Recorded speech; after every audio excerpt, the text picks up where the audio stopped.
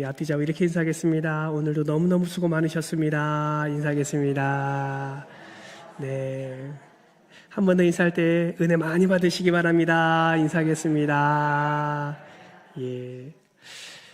어느 목사님의 단기 선교 간증입니다. 이 목사님은 가까이 있는 충남대학교 병원 의료진과 함께 네팔이라는 곳으로 의료 선교를 갔다고 합니다. 그곳에서 네팔 선교를 20여 년 했던 선교사님이 함께 만나서 사역을 하다가 그 선교사님이 자신의 선교 초기에 있었던 일을 말씀해 주셨다고 합니다. 그 선교사님은 네팔에 선교로 가서 언어를 연수하고 그리고 복음의 열정으로 네팔 언어로 복음을 증거했다고 합니다. 놀라운 것은 복음을 증거할 때마다 네팔 사람들이 굉장히 복음을 잘 받아들였다라는 거예요. 그래서 복음을 전하고 영접기도 하는 일들이 많이 일어났다고 합니다. 먹을 것을 주거나 어떤 돈을 주거나 그런 것도 아닌데 복음을 전하는 족족 그들은 정말 그 복음을 잘 받아들였다라는 거예요. 너무 신났습니다. 너무 재밌었습니다. 그래서 열정을 다해서 복음을 전했다고 합니다. 그런데 어느 날 시간이 지난 후에 복음을 받아들이고 함께 교회에서 예배 생활도 했던 한 성도 집에 신방을 가게 되었습니다. 그 성도가 잘 나오지 않자 이 선교사님이 신방을 갔는데 그 가정에 도착했을 때 이 선교사님이 깜짝 놀랐다고 합니다. 그 놀란 이유가 무엇이냐면 그 성도의 가정에 힌두 신상들이 너무나 많이 놓여 있었다라는 것이죠. 여러분, 힌두교는 다신교입니다. 많은 신들을 믿습니다. 심지어 그 가정에 발바닥 신상이 있었다고 합니다. 그러니까 발바닥 모양의 신까지 믿고 있었다라는 것이죠. 너무나 안타까운 것은 그 성도의 가정에 수많은 우상 신상들 사이에 예수 그리스도의 십자가상도 놓여 있었다라는 것입니다. 여러분, 왜 그 성도는 영접 기도도 하고 복음을 다 받아들인 그런 성도였는데 왜 수많은 우상을 버리지 못하고 그 우상의 가운데 십자가상을 놓았을까요? 그 네팔 사람들의 심중에는 이런 마음이 있는 것이죠. 많은 신들을 섬겼을 때 이 신이 나를 도와주지 못하면 이 신이 나를 도와줄 것이다 라는 그러한 생각에 사로잡혀 있었기 때문에 신은 많으면 많을수록 좋다라는 생각에 그렇게 수많은 신상들을 놓고 섬기고 있었다라는 것입니다. 이 선교사님이 너무 충격을 받아서 그 다음부터 복음을 전하는데 복음을 전하는 방법, 전략을 좀 바꿨다고 합니다. 성도들에게 어떻게 복음을 전했냐면 예수 외에는 다른 신이 없습니다. 하나님만이 유일한 신입니다 라는 진정한 복음을 선포했다고 합니다. 그랬더니 어떤 일이 일어난 줄 아십니까? 한 사람 한 사람씩 교회를 떠나가기 시작했다고 합니다. 전도를 해도 그만큼 복음을 받아들이고 영접했던 사람이 많았는데 전도의 문이 막히기 시작했다고 합니다. 근데 이 선교사님은 포기할 수 없지요. 왜냐하면 다른 신과 예수를 같이 섬기는 것은 올바른 믿음이 아니기 때문이었습니다. 그래서 이 선교사님이 그렇게 복음을 전하며 그 어려웠던 그 에피소드를 이 목사님에게 말씀해 주셨다고 합니다. 여러분, 이것을 통해서 우리는 깨달을 수가 있지요. 그것이 무엇이냐면 양다리 신앙은 신앙이 아니다라는 것입니다. 옆에 분에게 이렇게 한번 권면해 볼까요? 양다리 신앙은 신앙이 아닙니다. 예, 뭐가 신앙이 아니라고요? 양다리 신앙은 신앙이 아니다라는 것이죠. 오늘 본문에 이 양다리 신앙생활을 했던 한 사람이 등장합니다. 바로 솔로몬 왕입니다. 여러분, 솔로몬 왕은 다윗의 아들입니다. 하나님의 마음을 합해했던 그 다윗의 아들 이 솔로몬이 왜 하나님을 끝까지 유일한 신으로 섬기지 못하고 왜 다양한 신들을 함께 섬기는 그런 왕이 되었을까요? 오늘 본문 말씀을 통해서 우리는 이 질문의 정답을 찾아가면서 또 우리 삶 속에 적용해야 될 신학적 원리를 함께 발견해 보고자 합니다. 바라고 소망하기는 양다리 신앙이 아니라 오직 유일한 신앙으로 하나님만 바라보는 믿음이 더 견고해지는 저와 여러분 되시기를 주님의 이름으로 축복합니다. 먼저 솔로몬은 어떤 왕이었습니까? 우리가 잘 아는 것처럼 솔로몬은 그 어떤 왕보다 뛰어난 왕이었습니다. 다윗의 아들 중 가장 큰 부귀와 영화를 누린 왕이 바로 솔로몬 왕입니다. 여러분, 솔로몬 하면 생각나는 것이 무엇입니까? 여러 가지가 생각나겠지만 가장 중요한 것은 성전 건축이겠지요. 다윗도 건축하지 못한 그 여호와의 성전을 솔로몬은 건축을 했습니다. 그때만 해도 하나님을 향한 온전한 믿음이 그 안에 있었습니다. 성전 건축뿐만 아니라 솔로몬 하면 생각나는 것이 지혜가 있습니다. 지혜는 이스라엘 왕들 중에도 최고였고 그 전후 왕을 비교해 봤을 때도 솔로몬의 지혜와 같은 사람은 아무도 없었습니다. 열왕기상 10장 24절 말씀을 한번 보실까요? 24절은 이렇게 말씀합니다. 온 세상 사람들이 다 하나님께서 솔로몬의 마음에 주신 지혜를 들으며 그의 얼굴 보기를 원하여. 솔로몬이 얼마나 지혜가 많았는지 온 세상 사람들이 하나님이 주신 지혜를 보고자 했다라고 합니다. 그래서 어떻게 합니까? 그 다음 절인데요. 25절 말씀 같이 한번 읽어볼까요? 함께 읽겠습니다. 시작. 그들이 각기 예물을 가지고 왔으니 곧 은그릇과 금그릇과 의복과 갑옷과 향품과 말과 노새라 해마다 그리하였더라.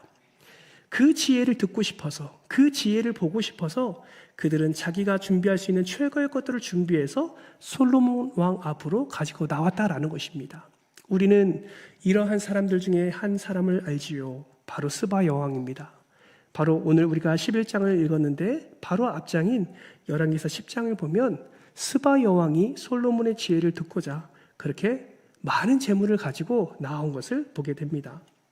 뿐만 아니라 솔로몬의 지혜는 한 아이를 놓고 싸우는 두 어머니의 그 재판 이야기를 통해서도 우리는 너무나 잘 알고 있지요. 이처럼 솔로몬 왕은 성전 건축뿐만 아니라 가장 지혜로운 왕이기도 했습니다. 세 번째는 솔로몬 왕은 물질의 부유함에 있어서도 그 다른 이스라엘 왕들과 비교할 수 없을 정도로 최고의 복을 누린 자입니다. 열왕기상 10장 27절 말씀을 보실까요? 왕이 예루살렘에서 은을 무엇과 같이 흔하게 했다고 합니까? 돌같이 흔하게 했다. 요즘 은값 많이 비싸죠. 그 은을 돌같이 많게 했대요. 뽕나무같이 무엇이 많게 했습니까? 백향목이 평지에 뽕나무같이 많게 하였더라. 이것은 그 당시에 그가 얼마나 경제적인 부유함을 누리고 있는지를 분명하게 말씀하고 있는 것입니다. 물질적 부유함뿐만 아닙니다. 솔로몬 왕은 신앙적으로도 이스라엘 왕 중에서 최고였습니다. 그는 하나님께 구하고 하나님께 응답받는 것이 너무나 당연했습니다. 그가 하나님께 지혜를 구할 때 그 지혜를 구하는 하나님의 마음은 어땠습니까? 열왕기상 3장 10절 말씀을 보니까 솔로몬이 이것을 구함에 그 말씀이 주의 마음에 어떻게 했습니까? 든지라. 주의 마음이 든지라. 즉 솔로몬은 하나님이 기뻐하시는 것이 무엇인지 알았고 하나님이 자기 삶에 무엇을 요구하는지를 알았고 그것을 가지고 기도하고 그것으로 응답받는 그러한 이스라엘의 왕이었습니다. 이처럼 솔로몬 왕은 처음에는 하나님 마음에 굉장히 합한 왕이 솔로몬 왕이었습니다. 얼마나 그 솔로몬 왕이 흐뭇했는지 솔로몬 왕에게 이러한 축복을 주세요.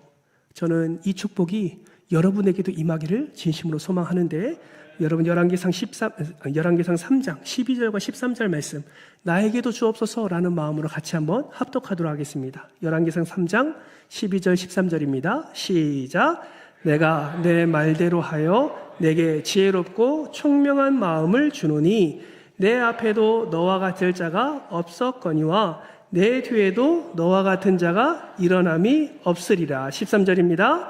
내가 또 내게 구하지 아니한 부귀와 영광도 내게 주노니 내 평생의 왕들 중에 너와 같을 자가 없을 것이라. 아멘. 이 축복이 여러분에게도 임하기를 축복합니다. 이처럼 솔로몬은 하나님께 이러한 놀라운 복을 받은 전무후무한 왕이 되었습니다. 그런데요, 이 솔로몬의 마지막은 어땠습니까? 시간이 지나면 지나갈수록 이 솔로몬의 마지막은 축복된 인생이 아니었습니다. 사람의 인생이 볼 때 어쩌면 처음보다 끝이 정말 좋아야 된다라고 말을 하는데 이 솔로몬의 인생은 그렇지 못했다라는 것이죠. 솔로몬의 인생은 끝까지 아름다운 인생이 되지 못했습니다. 무엇을 통해서 알 수 있습니까? 솔로몬 왕에게 수많은 대적들이 일어납니다. 하나님께서 이것은 친히 일으키신 거예요. 그렇게 솔로몬을 사랑했고 솔로몬을 기뻐했고 솔로몬을 마음에 정말 들어 했는데 오히려 하나님이 이제는 수많은 대적들을 일으켜서 솔로몬을 치게 하십니다. 첫 번째 어떤 일을 일으키십니까? 에돔 사람 하닷이라는 자를 일으켜서 솔로몬을 대적하게 합니다. 뿐만 아니라 두 번째로는 엘리아다의 아들 르손을 일으켜서 솔로몬을 대적하게 합니다. 솔로몬이 하나님을 기뻐했고 하나님을 온전히 바랬을 때 은이 돌같이 많았고 백향목이 뽕나무처럼 많았을 때 하나님의 지혜로 충만했을 때는 상상할 수 없는 대적들이 일어나기 시작합니다. 세 번째는 더 기가 막힙니다. 솔로몬의 신하 중의 아들 여로보암이라는 자를 하나님께서 일으켜서 솔로몬을 대적하게 하셨습니다. 주어가 중요합니다. 하나님이 그렇게 하셨다라는 것이죠. 여러분, 하나님이 그렇게 대적들을 일으킨 이유는 무엇입니까? 솔로몬이 하나님을 기쁘시게 하는 삶을 살지 못했기 때문에 그렇습니다. 여러분, 이러한 대적들은 결국 어떤 결과를 낳았습니까? 결국 나라가 나뉘어지게 되고 나라를 빼앗기는 결과를 낳았습니다. 여러분, 오늘 본문 11절 말씀인데요. 11절 말씀 화면 보면서 같이 한번 읽어볼까요? 화면 보면서 같이 읽습니다. 시작. 여호와께서 솔로몬에게 말씀하시되 내게 이러한 일이 있었고 또 내가 내 언약과 내가 내게 명령한 법도를 지키지 아니하였으니 내가 반드시 이 나라를 내게서 빼앗아 내 신하에게 주리라. 아멘. 여러분, 이스라엘이 두 쪽으로 나뉘어진 것은 사람의 어떠한 힘에 의해서 된 것이 아닙니다. 하나님께서 그렇게 행하신 거예요. 하나님이 세우신 그 왕의 그 모습을 보고 하나님의 마음에 합하지 아니한 그 죄악을 보고 그 우상 숭배에 빠져 있는 솔로몬에게 그렇게 나라가 나뉘고 나라를 빼앗기게 하는 그런 아픔을 하나님께서 허락해 주셨습니다. 그럼에도 하나님은 다윗과의 언약을 기억하셔서 전체 다 빼앗기지 않게 하시고 12지파 중에 10지파를 여로보암에게 주고 2지파만 그 유다와 베냐민 지파를 남겨놓고 다윗의 왕위를 이어가게 하셨습니다. 여러분, 왜 이런 일이 일어났습니까? 결국 하나님께 온전함으로 나아가지 못했기 때문이죠. 1945년 미국 기독교의 혜성처럼 등장한 세 젊은이가 있습니다.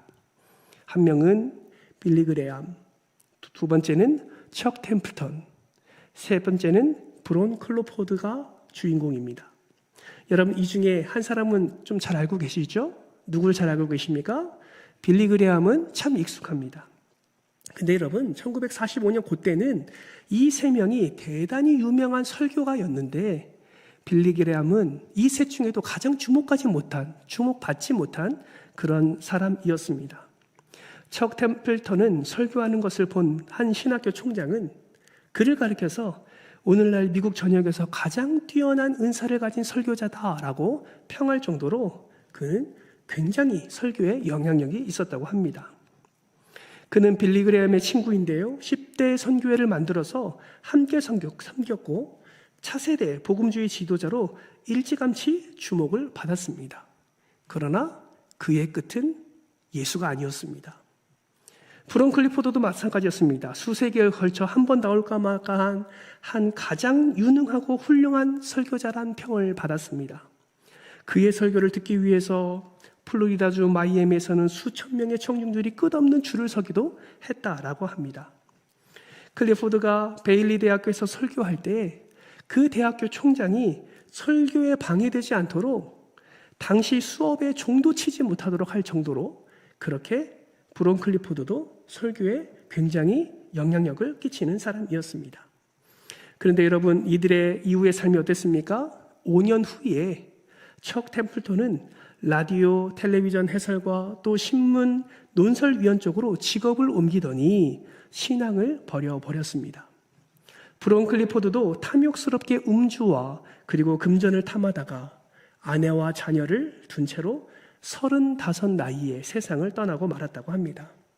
결국 1945년 혜성처럼 등장한 이 3명의 젊은이 중에 빌리 그레함만이 끝까지 그리스도를 위한 길을 걸었다라는 것이죠. 실제로 미국 통계를 보면 20대에서 사역을 시작한 사람 중에 60대까지 그 길을 간 사람은 불과 10%밖에 되지 않는다고 합니다. 그만큼 하나님께서 놀라운 재능과 믿음을 주셨으나 그것을 끝까지 지키는 자가 얼마 되지 않았다라는 것입니다. 여러분 기억하세요? 어떻게 시작하느냐가 아니라 어떻게 끝마치는가가 중요합니다. 우리의 신앙의 시작이, 우리의 믿음의 시작이 어떠한 상태에서 시작됐는지도 중요하지만 더 중요한 것은 이 믿음이, 이 온전함이 우리의 인생 끝날까지, 우리가 죽음을 맞이할 때까지, 예수 그리스도가 다시 오실 때까지 이것을 지키고 이것을 분명히 끝까지 가지고 가야 된다라는 것이죠. 아무리 열심히 믿어도 왕년에는 그렇게 했는데 지금은 그렇게 하지 않는다면 여러분 그것만큼 하나님 앞에 아픔이 어디에 있겠습니까?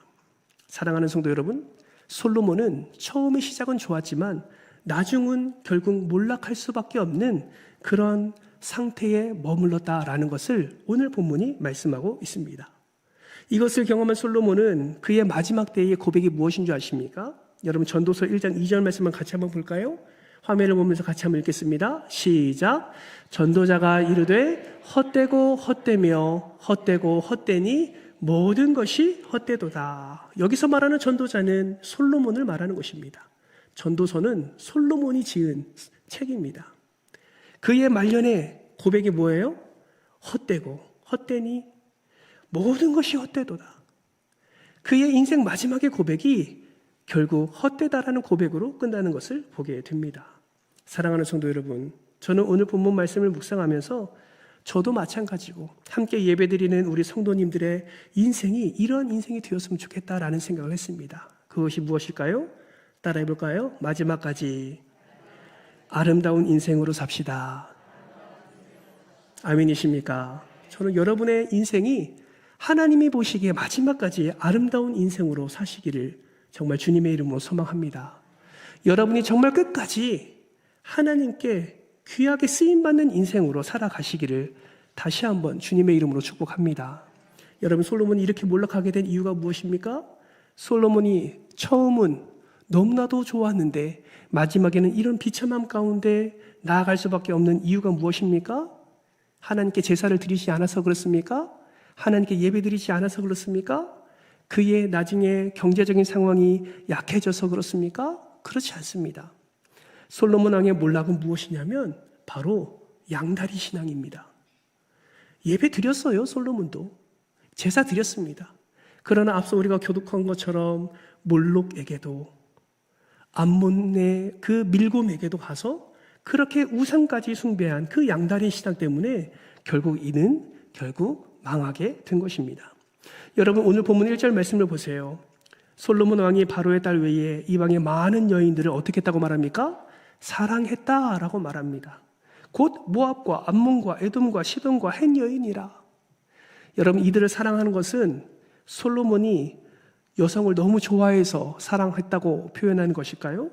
물론 그럴 수도 있지만 이 당시에는 그저 여자를 사랑했기 때문에 그 많은 여인들을 품에 안은 것이 아니라 이 당시에는 국제적 평화를 위해 정략 결혼이라는 것을 했고 그런 것을 통해서 국제적인 평안을 함께 누렸다라는 것을 우리는 알 수가 있습니다. 솔로몬은 지혜로운 자였고 이런 외교력을 통해서 국제 안정에 이러한 방법으로 그렇게 나아갔던 것 같습니다. 그렇게 했더니 어떻게 되었습니까? 열왕기상 11장 3절 말씀을 보세요. 왕의 후궁은 몇 명? 왕의 후궁은 몇 명? 첩은 몇 명? 300명. 즉 아내가 1000명이나 될 정도로 많은 여인들과 결혼하기 시작했고 이 나라의 공주와 저 나라의 공주와 저 나라의 공주와 그렇게 결혼하면서 세상적인 안정을 추구하며 나아갔던 것을 우리는 알 수 있습니다. 여러분 솔로몬은 하나님의 은혜를 경험한 자입니다. 그 누구도 가질 수 없는 지혜를 가진 자입니다. 그런데 왜 이러한 정략 결혼을 통해서 이방 나라의 여인과 결혼을 하게 되었을까요? 어쩌면 솔로몬의 마음 가운데 이러한 마음이 있을지 모릅니다. 이 평화가 언제 깨질지 모르겠다는 두려움, 이것이 솔로몬의 마음에 있었을 수도 있습니다. 혹여나 그런 마음이 들을 때 더 하나님께 나아가 하나님을 의지하고 기도해야 되는데, 오히려 솔로몬은 주변 국가와의 우호 관계를 위해 정략 결혼이라는 보험을 선택하게 된 것입니다. 여러분, 이것은 무엇을 의미합니까? 하나님을 전적으로 의지하지 않았다라는 것을 의미합니다. 이것은 하나님을 믿고 의지는 하지만 하나님보다 세상의 방법을 더 의지했다라는 것으로 해석될 수 있습니다. 어쩌면 솔로몬 왕은 하나님에게도 보호받고 세상에도 보호받는 이 이중적인 보호를 통해서 더욱 자신의 미래가 견고해질 것이라고 생각한지도 모릅니다. 하지만 그러한 생각은 착각 뿐입니다.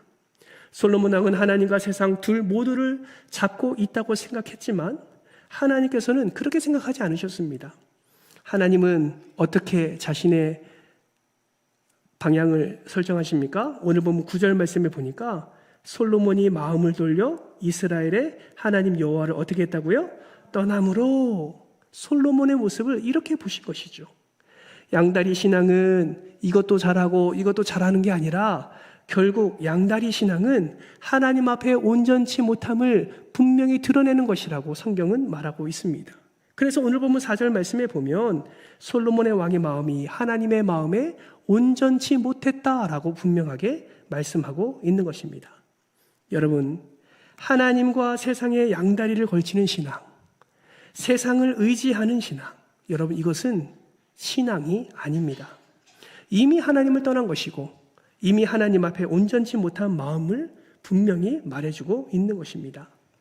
사랑하는 성도 여러분, 오늘 말씀을 통해서 양다리 걸치는 이 솔로몬의 모습을 여러분 지금까지 함께 살펴보았는데, 이 말씀을 들을 때 여러분은 누가 생각나시나요? 이 양다리 신앙의 솔로몬을 바라보면서 여러분은 지금 여러분의 생각 가운데 누구를 떠올리고 계십니까? 저는 이 양다리 신앙을 살아가고 있는 이 솔로몬을 보면서 저와 여러분의 스스로를 떠올렸으면 좋겠습니다. 다른 사람을 보면서 그는 양다리 신앙이야 라고 정죄하고 책망하고 비판하는 것이 아니라 오늘 본문 말씀을 통해서 여러분 스스로를 바라보았으면 좋겠습니다. 사랑하는 성도 여러분, 여러분은 양다리 신앙으로 지금 살아가고 계십니까? 아니면 하나님만 온전히 의지하며 살아가고 계십니까? 솔로몬이 그 정략 결혼이라는 것을 보험 삼아 어떻게 해서든지 잘 살아보겠다고 이것도 잡고 저것도 잡고 있는 것처럼 여러분은 지금 하나님도 의지하지만 또 다른 것을 의지하고 있지는 않으십니까? 하나님도 믿고 있지만 또 다른 것을 기대하면서 그 방향으로 여러분이 나아가고 있지는 않으십니까? 여러분이 의지하고 믿고 있는 그 세상의 보험은 여러분 무엇입니까? 내가 세상에서 무엇을 의지하고 있는지를 알아볼 수 있는 바로미터가 있습니다. 두 가지만 생각해 보면, 첫 번째는 내가 정말 나에게 정말 안정감을 주는 것이 무엇인가 하는 것을 생각해 보는 것입니다. 여러분에게 정말 안정감을 주는 것이 여러분 무엇이 있습니까? 여러분이 가지고 있는 재물이 안정감을 준다면, 여러분이 누리고 있는 권력이, 여러분의 남편과 여러분의 아내가, 여러분의 자녀가 여러분에게 안정감을 주고 있다면 여러분 그것이 하나님보다 더 귀하게 여겨지고 그것이 하나님보다 더 의지하는 것이라면 여러분은 하나님을 의지하는 것이 아니라 세상을 지금 더 의지하고 있는 것입니다. 내가 안정감을 갖고 있는 것이 무엇인가 알 수 있는 방법이 있습니다. 내게 안정감을 주는 무엇인가를 잃어버릴 때 비로소 알게 됩니다. 내가 가장 중요한 것을 놓치게 될 때 비로소 나까지 무너지는 것을 경험하면서 내가 그것을 더 중요하게 여기고 있었구나라는 것을 깨닫게 됩니다. 사랑하는 성도 여러분, 우리는 이런 고백을 많이 하죠. 하나님은 나의 반석이십니다. 하나님은 나의 반석이십니다. 그러나 입술의 고백은 이렇게 한다 할지라도 내 삶 속에서 나에게 안정감을 주는 것을 더욱더 붙잡고 의지하게 될 때 우리는 하나님이 나의 반석이 아니라 세상이 나의 반석이 되어 그 세상 위에 내가 일어서려고 하고 있음을 여러분 반드시 기억하시길 바랍니다. 진정 바라고 소망하기는 저와 여러분에게 진정한 안정감 되시는 분은 오직 예수 그리스도라고 고백하는 저와 여러분 되시기를 주님의 이름으로 축복합니다. 또 하나, 내가 정말 추구하고 있는 것이 무엇인가를 통해서도 내가 세상을 의지하고 있는지 하나님을 의지하고 있는지를 확인할 수가 있습니다. 사람은 입으로 무슨 말을 한다고 해도 그 자신이 선택하는 것이 자신이 추구하는 것임을 드러나게 됩니다. 예를 들어서 이런 거죠. 나는 신앙이 제일 중요하다. 나는 어떤 것에서도 신앙을 놓칠 수 없다. 아무리 떠들고 다녀도 결국 불신자와 결혼하는 사람이나 또는 자녀를 불신 결혼시키는 사람은 정말 신앙을 추구하고 있는지를 점검해 보아야 합니다. 나는 하나님을 사랑합니다. 나는 하나님을 정말 사랑합니다. 라고 고백한다 할지라도 나의 하루의 시간에 있어서 전혀 말씀과 기도 그리고 하나님이 기뻐하시는 예배 중심의 삶을 살지 못하고 있다면 내가 정말 하나님을 사랑하고 있는지를 점검해 보아야 하는 것이죠. 나의 삶이 하나님께 영광받기를 원합니다. 아무리 떠들고 다녀도 교회에서 나를 알아주지 않는다고 화를 내고 자신의 의견이 받아들여지지 않는다고 열을 내는 사람은 내가 정말 주님의 영광을 추구하며 살아가고 있는지를 다시 한번 점검해 보아야 합니다. 사랑하는 성도 여러분, 여러분은 무엇을 추구하며 살아가고 계십니까? 여러분의 삶에 있어서 중요한 것을 결정할 때 여러 가지 말로 변명해도 그것이 그렇게 결정되는 것이 바로 여러분이 추구하는 것입니다. 사랑하는 성도 여러분, 오직 여호와만을 바라고 여호와만을 의지하는 저와 여러분 되시기를 주님의 이름으로 축복합니다. 성경은 말한 대로 내가 듣겠다라고 말씀하십니다. 말한 대로 내가 응답하겠다라고 하나님이 말씀하십니다.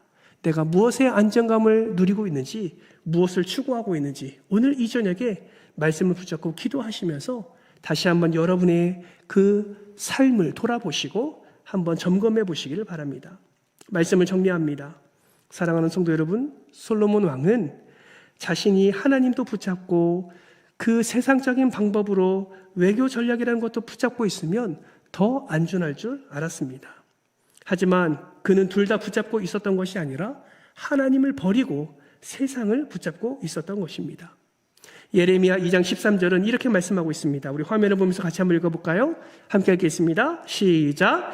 내 백성이 두 가지 악을 행하였나니 곧 그들이 생수의 근원되는 나를 버린 것과 스스로 웅덩이를 판 것인데 그것은 그 물을 가두지 못할 터진 웅덩이들이니라. 하나님과 세상, 이 둘을 다 붙잡으려고 하는 것은 결국 하나님을 버리는 행위입니다. 둘 다 붙잡는 것은 자신의 미래를 자신의 노력으로 어떻게 해보려고 하는 것입니다. 그런데 그것은 결국 터진 웅덩이라고 예레미야는 말하고 있습니다. 사랑하는 성도 여러분, 저와 여러분의 삶이 지금 솔로몬 왕처럼 양다리 신앙으로 살아가고 있다면 오늘 이 시간 함께 회개하며 다시 한번 주님의 말씀을 붙잡는 저와 여러분 되시기를 주님의 이름으로 축복합니다. 네팔의 힌두교도처럼 하나님과 이방신을 함께 겸하여 섬기고 수많은 우상들을 우리의 마음속에 두면서 그 가운데 십자가상을 세워놓고 있지는 않은지 오늘 기도의 자리에서 한번 점검해 보시고 오직 나와 내 집은 여호와를 섬기겠습니다 라고 말하는 여호수아처럼 끝까지 여호와만을 섬기며 오직 하나님의 은혜 가운데 살아가는 저와 여러분 되시기를 주님의 이름으로 축복합니다.